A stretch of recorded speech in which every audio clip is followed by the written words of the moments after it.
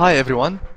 As part of the help series of live patient surgical courses, in this video I'll be showing or demonstrating how to extract two upper erupted wisdom teeth. So we are extracting the 1/8 and the 2/8, and what we look on the OPG is the relationship between the 1/8 and 2/8 roots to the maxillary sinus floor and how thick the tuberosity is as well. In this case there is a 2/9 as well that we decided to leave after giving the patients all the options of doing a flap and taking it out or leaving it the way it is and just do a straightforward extraction in 2/8.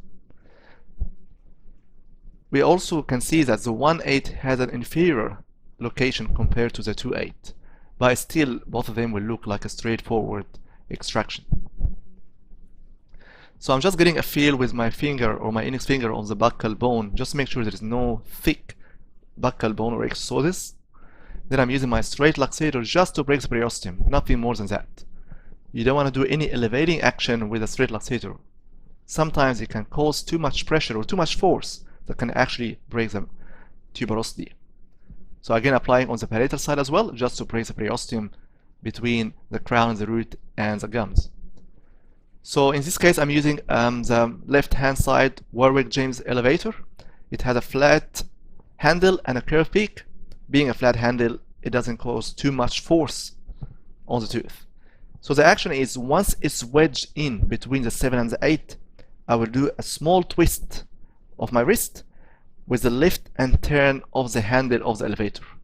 So now you can see I'm just very slowly wedging it in, and it's much easier to get the patient to bite down, because this will get the coronoid process of the mandible away from the tooth or the crown or the root. If the patient is opening wide, it can be very hard to see, and it can be very hard to elevate and access this 2/8 area. So now we can see the movement while I'm lifting and turning the handle. So I'm trying to deliver the tooth distobuccally, because that is the weakest area where the bone is very thin and very weak, and usually following the curves of the root as well. So again, here is the lift and the turn of the handle, and just wedging the elevator more apical and more palatal as well as the tooth is moving, so I can deliver more. And you can see it takes less time to deliver it than actually giving the anesthetic or numb it up.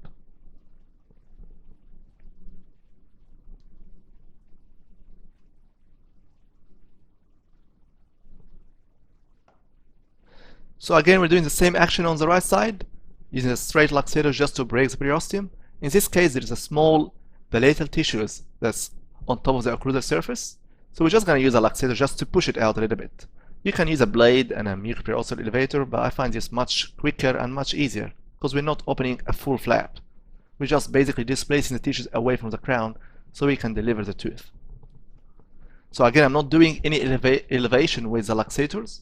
I'm only going to do the elevation with the Warwick James. So again, here I'm showing how I do the lift and the turn of the handle with a twist on my wrist. Same idea, get the patient to close down so you can see this area much better, and just wedging this blade in between the 7 and the 8. Once you have a good wedge in, just twist, a small twist on the wrist and a small lift and turn of the handle of the elevator. So lifting and turning and pushing more apical and palatal as well, and you can see the tooth wants to come out towards the distobuccal area. So again, more action there, and very slowly it's just coming out. You can see it comes out very straightforward. Here I'm just showing the action of the lift and turn of the handle, and then the tooth is out. So the idea of the Warwick James is it has a very flat handle, so it's very hard to apply too much pressure or too much force to break the tuberosity.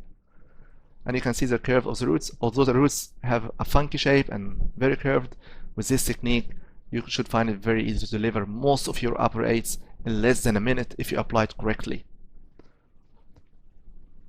And patients are usually amazed at how quick and how fast you can deliver them. I hope you find this video useful. If you are interested in attending one of our live patient training, please like our page or visit our website www.dentalcoursesinternational.com.au.